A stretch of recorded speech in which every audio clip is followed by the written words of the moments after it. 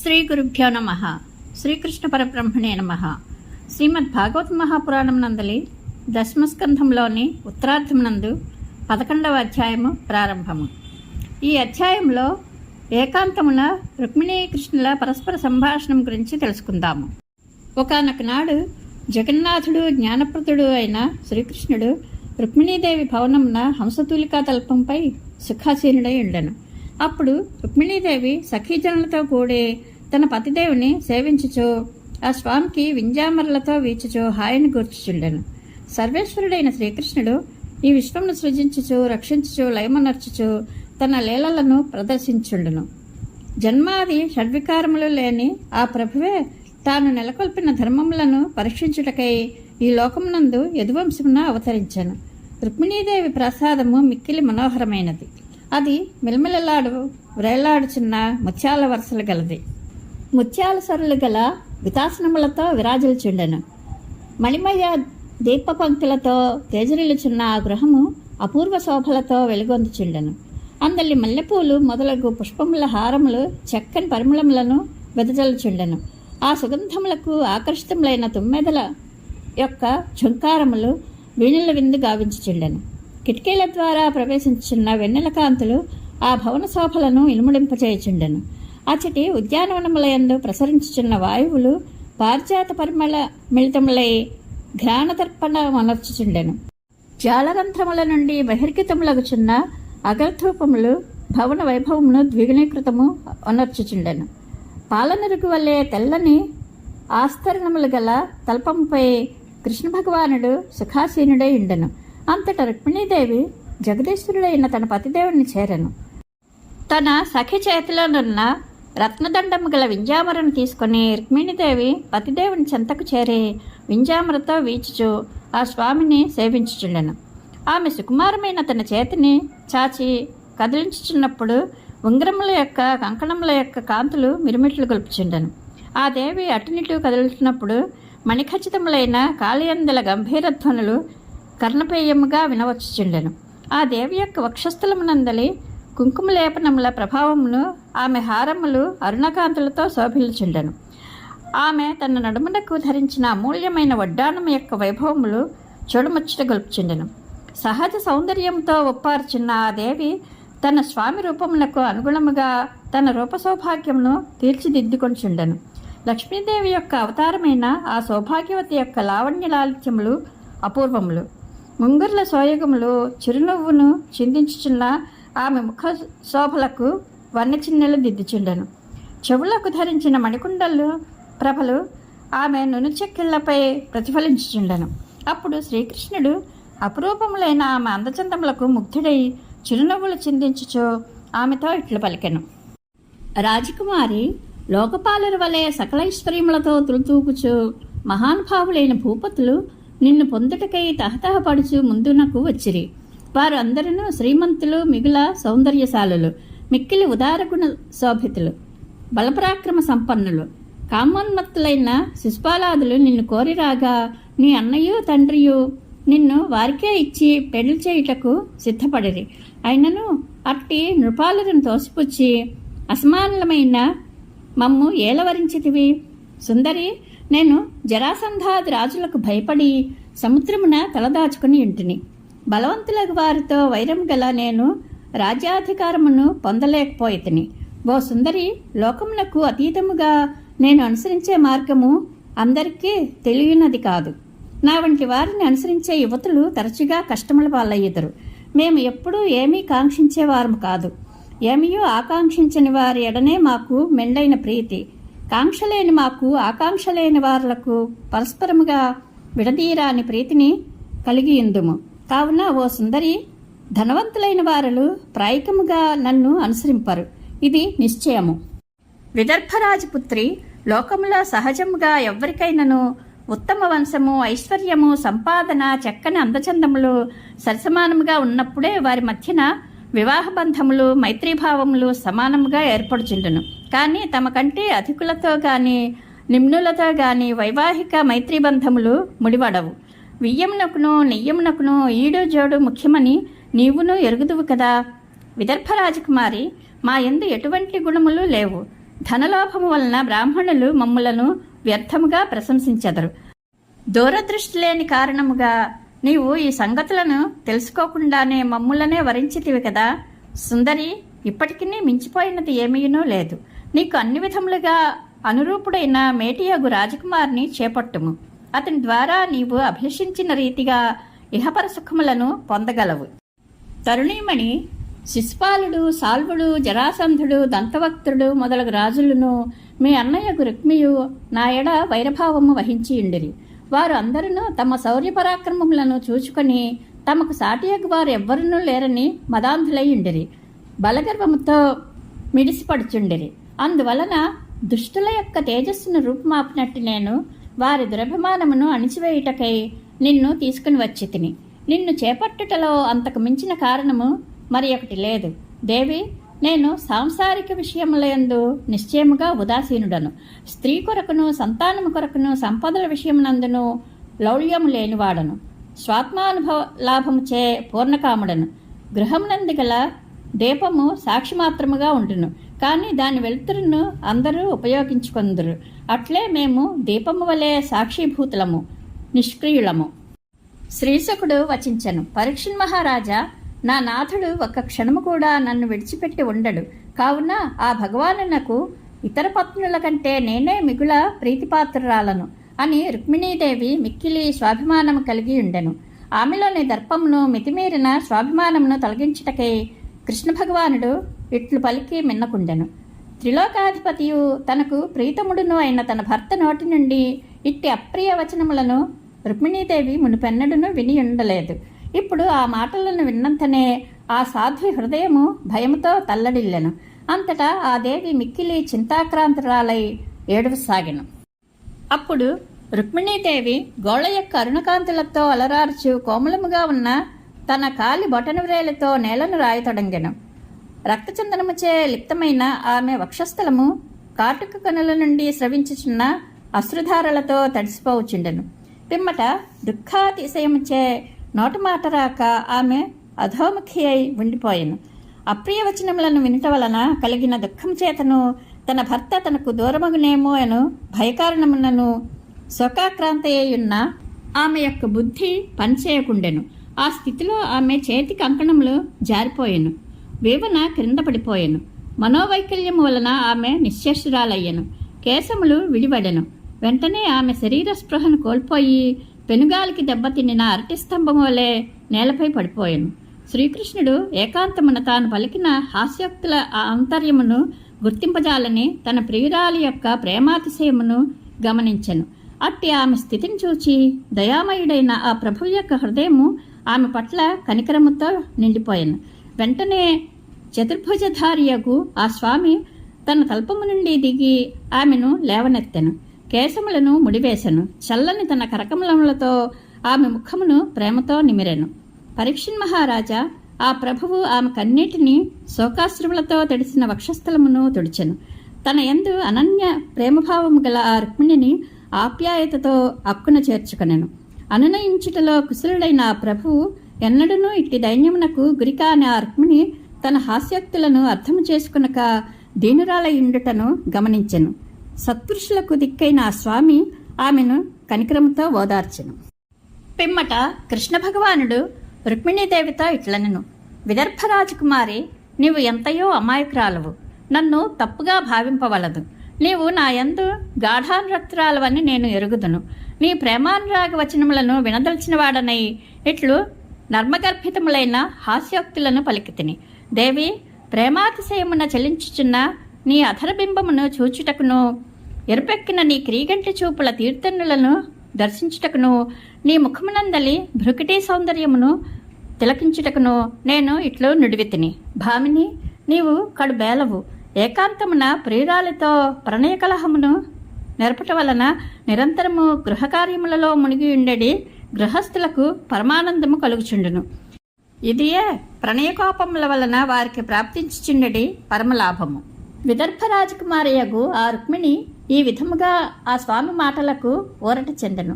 అవి కేవలము పరిహాసోక్తులని గ్రహించెను. అంతటా కృష్ణప్రభువు తనను పరిత్యజించునను భయమును వీడెను.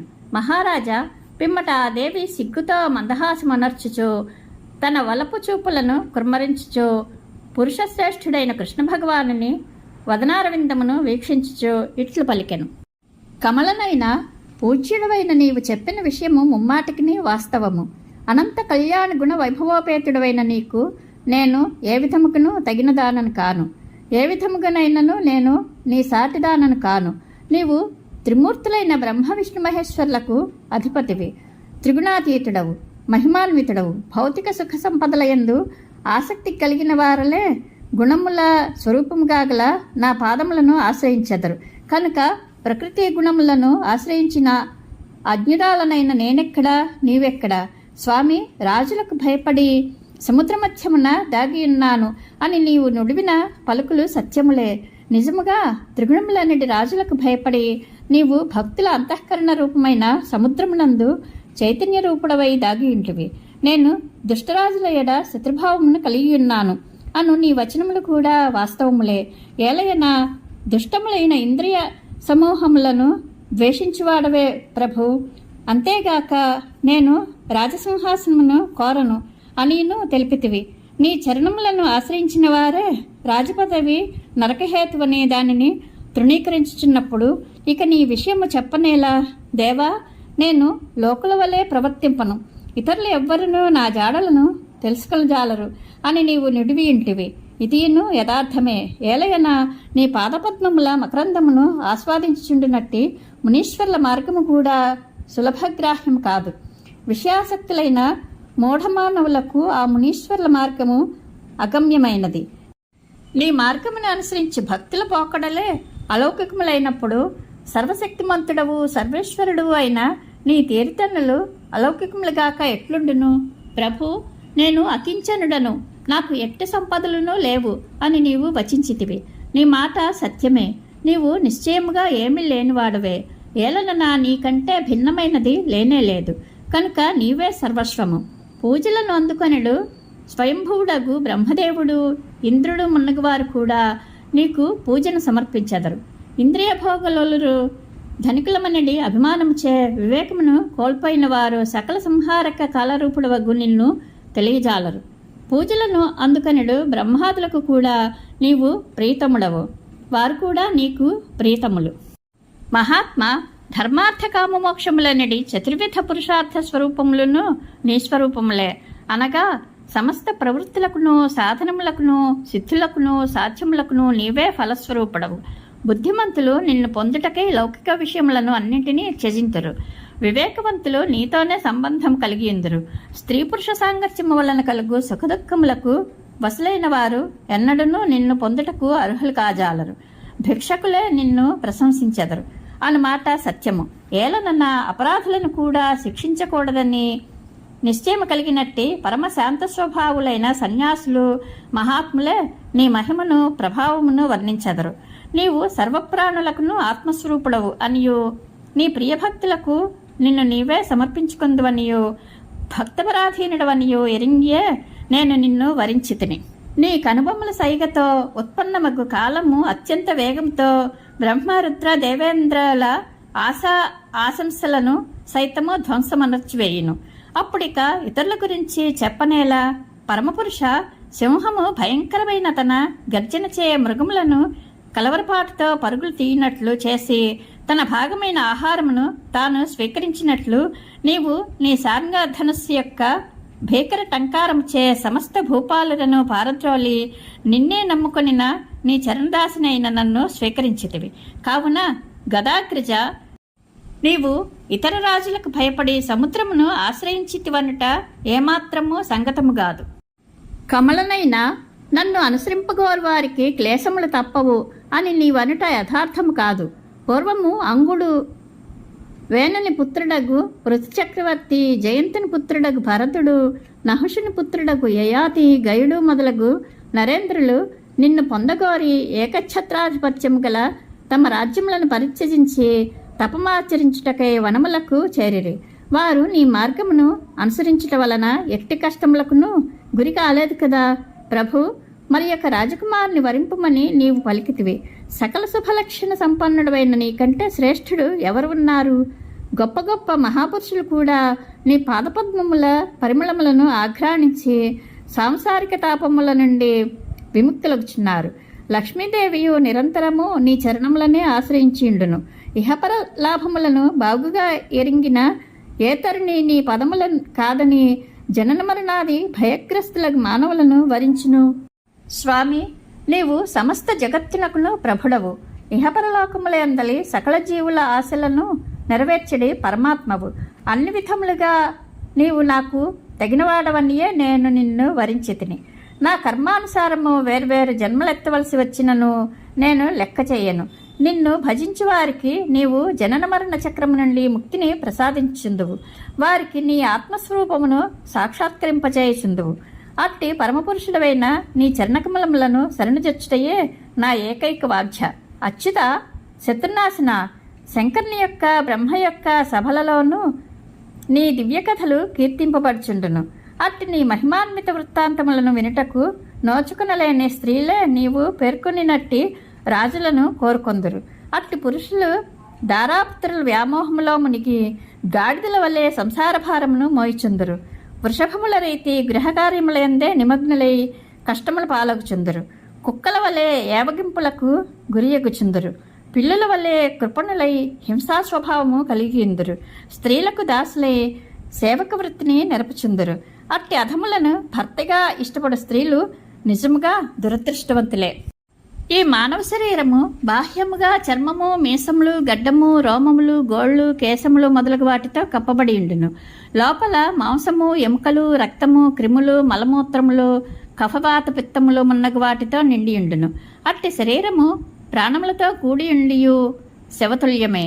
నీ చరణారవిందమకరందములను గ్రోలక, నీ పాదపద్మములను సేవింపక జీవోత్సవంబైన నరాధముని పతిగా కాంక్షించు స్త్రీ నిజముగా మూఢాత్మయే. అంబుజాక్ష, నాకు నీ చరణకమలములయందే దృఢమైన అనురాగము కలుగుగాక అని నేను అభిలషించేదను. నీవు ఆత్మారాముడవు. నేను గుణవతినని, సౌందర్యవతినని నీకు అతిశయముకు దృష్టి ఉండక ఉదాసీన భావంతో నిండుట సహజమైనదే. కానీ ప్రభు, లోక కళ్యాణ నిమిత్తముగా నీవు ఉత్కటమైన రజోగుణములను స్వీకరించి నా వైపు చూచెదవు కదా, అదే నా పాలిట గొప్ప అనుగ్రహం కాగలదు. మధుసూదన, నీవు మరి యొక్క పురుషుని వరింపుము అని నీవు ఇంతకు ముందు పలికిన మాటను నేను తప్పుగా భావింపను. ఏలయన కాశీరాజు యొక్క కుమార్తె అయిన అంబకు వలె ఒక్కొక్కప్పుడు కన్యకు వివాహపూర్వము ఒక పురుషునిపై ప్రేమ ఏర్పడుట అసహజము కాదు. కులట అయిన స్త్రీ వివాహము అయిన పిదపు కూడా ఎప్పటికప్పుడు క్రొత్త పురుషుని కోరుకొనిచుండును. వివేకవంతుడు అట్టి స్త్రీని భరింపరాదు. ఇంద్రియలోలుడై భరించినచో అతడు ఉభయభ్రష్టుడను. అంతటా కృష్ణ భగవానుడు ఇట్లు పలికెను. సాధ్వి, రాకుమారి, నీ నుండి ఇట్టి స్పందన వచనములను వింటకొరకే, నీ మనస్సును తెలుసుకొనుటకొరకే నీతో ఇట్టి సరస్వక్తులను పలికితిని. నేను పలికిన మాటలకు నీ ప్రతివచనములు ఎంతయో సత్యములు. కళ్యాణి, భామిని, నీకు నాపై గల ప్రేమానురాగములు సాటిలేనివి. నాకును నీపై అట్టి ప్రేమయే గలదు. నా నుండి నీవు అభిలషించుచున్న కోరికలన్నీనూ నీకు సర్వదా సిద్ధించును. నా గురించి నీవు కోరిన కోరికలు సాంసారికమైన కోరికల వల్లే బంధించినవి కావు. పైగా అవి అన్ని కోరికల నుండి దూరం చేయును. సాధ్వి, నిన్ను చెలింపజేయుటకై నేను పరిహాసవచనములను పలికినను నీ బుద్ధి ఇతరత్రా ఏమాత్రము మొగ్గు చూపక నాయందే స్థిరమై ఉన్నది. పైగా దీని వలన నీ పాతివ్రత్యము, నాపై నీకు గల ప్రేమానురాగములు వెల్లడి అయి ఉన్నవి.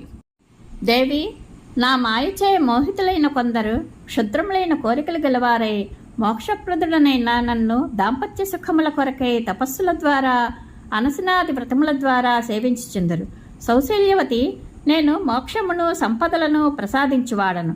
అట్టి పరమాత్మనైన నన్ను పొందియు కొంతమంది మందభాగ్యులు నా యందు అనన్యభక్తిని కోరక విషయసుఖములకు సాధనములైన సంపదలనే కోరుకొంచుందురు. ఈ విషయసుఖములు నరకమునందును, నరకంతో సమానమైన శోకరాది యోనులయందు జన్మించుట వలనను ప్రాప్తించును. అట్టి వారి మనస్సులు ఇంద్రియ సుఖములయందే లగ్నమగుచుండుట వలన వారికి నరకయాతనలు కూడా సుఖప్రదములుగానే కనపడుచుండును. ప్రాణేశ్వరి, నీవు ఇంతవరకును నిరంతరము సంసార బంధముల నుండి విముక్తిని కలిగించు నా సేవలయందే నిమగ్నురాలవై ఉన్నావు. ఇది నాకు మిగుల ఆనందదాయకము. దుష్టులైన వారు నా సేవలకు నోచుకొనరు. క్షుద్రమైన కోరికలయందే మనస్సులను నిలిపిన స్త్రీలు తమ ఇంద్రియముల తృప్తి కొరకై అనేక విధములైన మోసములకు పాల్పడుదురు. అట్టి వారికి నా సేవా దృక్పథము అబ్బుట ఎంతయో కష్టము. మానిని, నా భార్యలలో ఎవ్వరునూ నీ అంతటి ప్రేమాస్పదురాలు లేదు. ఏలయన్నా నన్ను నీవు స్వయముగా చూడకున్నను నన్ను గూర్చిన ప్రశంసావచనములను వినిన మాత్రముననే నీ మనస్సును నాకు అర్పించితివి. ఆ కారణముగా నీ వివాహ సమయమున వచ్చిన రాజులను అందరినీ తృణీకరించి బ్రాహ్మణుని ద్వారా నాకు సందేశమును పంపితివి. రుక్మిణి, నీ వివాహ సమయమున మీ అన్నయ్య రుక్మి నన్ను అడ్డగించి యుద్ధమునకు దిగినప్పుడు నేను అతనిని జయించి విరూపుని గావించితిని. అనిరుద్ధుని వివాహ సమయమున మా అన్నయ్యకు బలరాముడు పాచికలాడుచు నీ సోదరుని వధించెను. అయినను నీవు నా నుండి ఎడబాటు కలిగిన భయంతో అన్ని దుఃఖములను దిగమ్రింగి ఏమాత్రమో పెదవి విప్పక ఇంటివి. అపూర్వమైన నీ ఈ సహజ గుణముల వలననే నేను నీకు వసుడనైతిని. నన్ను భర్తగా చేపట్టుటకై నీవు ఒక విప్రుని ద్వారా రహస్యముగా సందేశమును పంపితివి. కానీ నేను నిన్ను చేరుటకు కొంత విలంబము జరిగినప్పుడు నీకు ఈ ప్రపంచం అంతయును శూన్యముగా తోచును. ఆ సమయమున సర్వాంగ సుందరమైన నీ శరీరమును పొందుటకు ఇతరులు ఎవ్వరూ అర్హులు కారని భావించి దేహత్యాగమునకు సిద్ధపడితివి. నీ ఈ ఉదాత్త ప్రేమభావమును నీలోనే నిలుపుకొంటివి. ఇట్టి నీ ప్రేమకు ప్రతిఫలముగా ఏమియూ ఈయజాలను. కేవలము నీ సర్వోత్కృష్టమగు ప్రేమభావమును నేను అభినందించుచున్నాను. శ్రీశకుడు పలికెను. పరీక్షణ్ మహారాజా, జగదీశ్వరుడైన శ్రీకృష్ణ భగవానుడు ఆత్మారాముడే అయినప్పటికీ లోకరీతిని అనుకరించుచు లక్ష్మీదేవి యొక్క అంశావతారమైన రుక్మిణితో కూడి సరసల్లాపములతో హాయిగా తన లీలలను నెరపెను. జగద్గురువు సర్వవ్యాపకుడు అయిన కృష్ణ భగవానుడు ఇతర పత్నులతో కూడి వారి వారి గృహములయందు గృహస్థు వలె మెలకుచు గృహస్థాశ్రమ ధర్మములను నిర్వహించెను. ఇది శ్రీమద్భాగవత మహాపురాణం నందలి దశమస్కంధములోని ఉత్తరార్థమునందు 11వ అధ్యాయము సంపూర్ణము. శ్రీకృష్ణానుగ్రహ ప్రాప్తిరస్తు. శుభం భూయాత్.